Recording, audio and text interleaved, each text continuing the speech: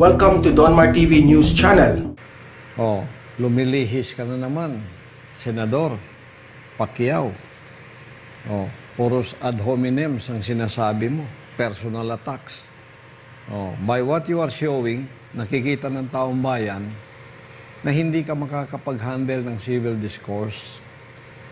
Paano ka magiging presidente niyan? Then, your supporters should think twice about your presidential candidacy. Sabi mo, sasagutin mo, ang paninira ko. Saan kita siniraan?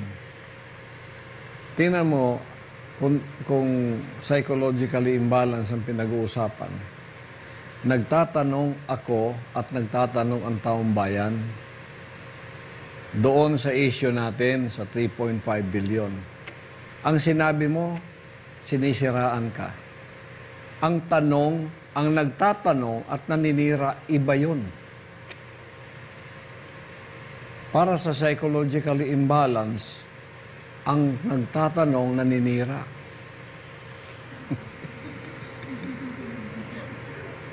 Pag tinanong ka, sinisiraan ako, yan ang psychologically imbalanced.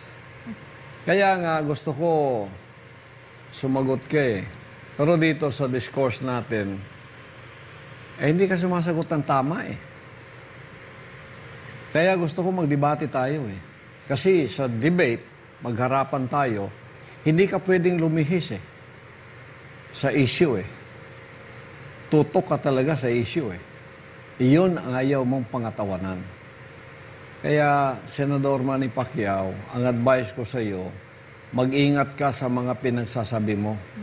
Because you are a duly elected official, hindi lahat ng lumalabas sa bibig mo, tama kung hindi mo pwedeng pangatawanan, hindi mo pwedeng tayuan. Paano ka sasandigan ng taong bayan kung maging presidente ka? Ang sinasabi mo, hindi mo pwedeng pangatawanan. Hindi mo pwedeng panindigan. O, sinabi ko na sa iyo, ito yung mga issue natin. Yung 3.5 billion na Sarangani Sports Training Center o Philippine Sports Training Center ba yun? Na sinabi mo, sa Bataan yun. O, ikaw nagpe-fake news, hindi ako. Sarangani yun. Tumatawa ka pa, nagpapasalamat. Minilagay pa ninyo sa news na nagpapasalamat kayo, naprubahan ng Pangulo. Tapos nililihis mo. O, sino nagpe-fake news ngayon? Tapos, masyado kang judgmental. Pag nagtatanong pala sa'yo, ang feeling mo, sinisiraan ka? Kung meron pang mas matindi sa psychologically imbalance, yun na yun. No? Biro mo, ang tanong at ang paninira, iba. Tanong, you are a duly elected public official. Pag may nagtanong sa iyo, ako private citizen at iba tumatawag sa akin dito, sagutin mo ng matuwid. Binibigyan na nga kita ng paraan kung paano sumagot eh. Sinabi ko sa iyo, papuntahin mo dito ang kinatawan mo o ikaw. Meron palang project sa inyo dyan na may 500 million local. Itong 3.5 billion sa nagpasimula, ano na ang nangyari at ano na ang kinalooban nito. Paninira ba yun? Alam mo, nung nasa Amerika ka pa, yung mga abogado mo dito, nagsasabi na, ididemanda ninyo ako. Tinipon na namin lahat ang mga video ko patungkol sa issue na to. Nasa kami na ng mga abogado ko. Nireview na namin lahat. Na sinasabi ko sa iyo, natalo ka kay Ugas, matatalo ka na naman dito. Ano yung didemanda mo sa akin? Plunder? Tinanong ka nga, hindi mo alam kung ano yung demanda sa akin eh. Libel? Ay naku, sanay ako dyan. Handa na ako dyan. Yung mga video namin, handa ng lahat. Yun ang pagbabasihan mo. Pag nagkakusa ka, you have the burden of proof. Patutayan mong sinisiraan ka. Public official ka pa naman. You are a duly elected public official and you have the responsibility to answer to the citizenry about any issue with regards to government money and government projects. Hindi ka sumasagot. Ang sayo, sinisiraan ako. Personal attack na naman ang ginagawa mo sa akin. So, nabi mo na hindi ka makikipagdebate sa akin sapagkat psychologically imbalanced ako. Saan mo nakuha yon? Meron bang isang medical clinic na kung saan nakakuha ka ng information na ako'y nagpatingin at sinabi ng isang professional medical doctor na si Pastor Apollo Kibuloy ay psychologically imbalanced? Sa sinabi mong ito, pwede rin kitang i-demanda eh. Libelous ito. Kaya mag-ingat ka sa sinasabi. Ikaw ang naninira. Hindi ako naninira.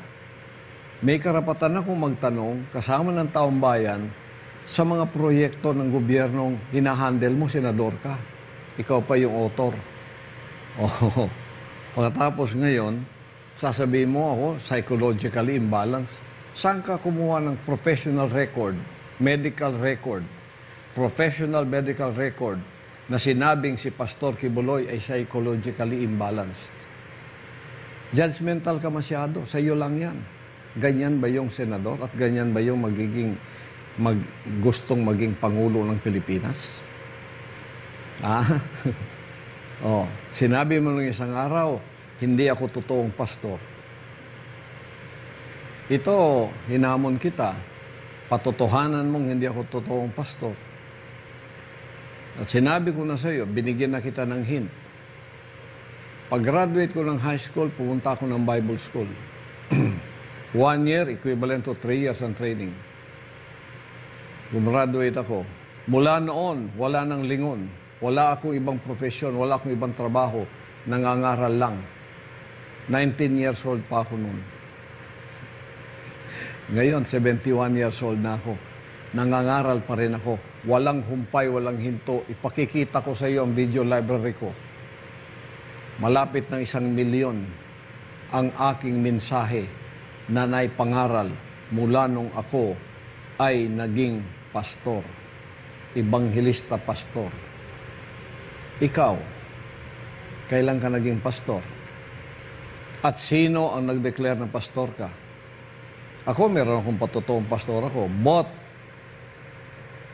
Bible School College Training at spiritual, 6 years in 2 mountains. Tulad ako ni Moses, tulad ni Paul.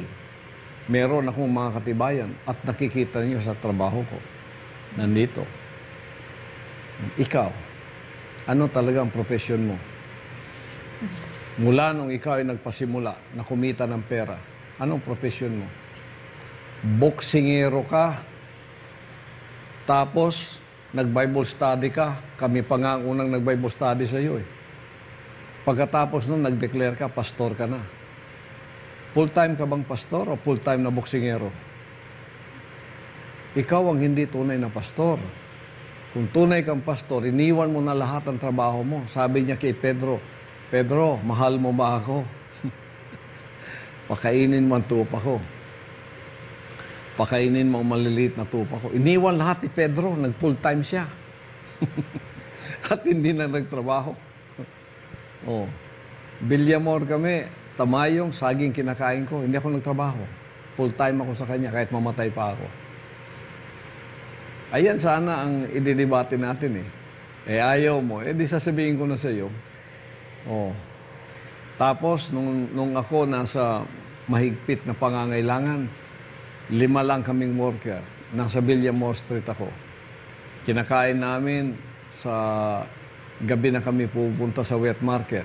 Kasi hindi namin ma-afford yung mga preskong isda. Bulok na isda, bulok na gulay, halos itapon na.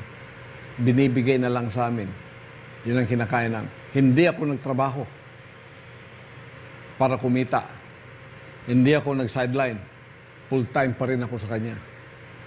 Hanggang ngayon. Yan ang tunay na pastor. Hindi lumilihis sa kanyang calling.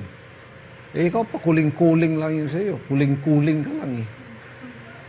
Oh, ang kuling mo, calling ba yun? Yung kuling mo, hindi maintindihan yung calling eh. Kuling mo, buksingero.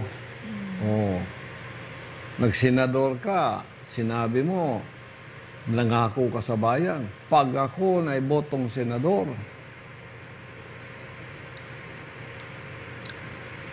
iiwan ko ng pagboboxing. Sabi mo, once I am elected as senator, I have to give up everything, including boxing, and focus on my job as lawmaker. Totoo ba yung sinabi mo?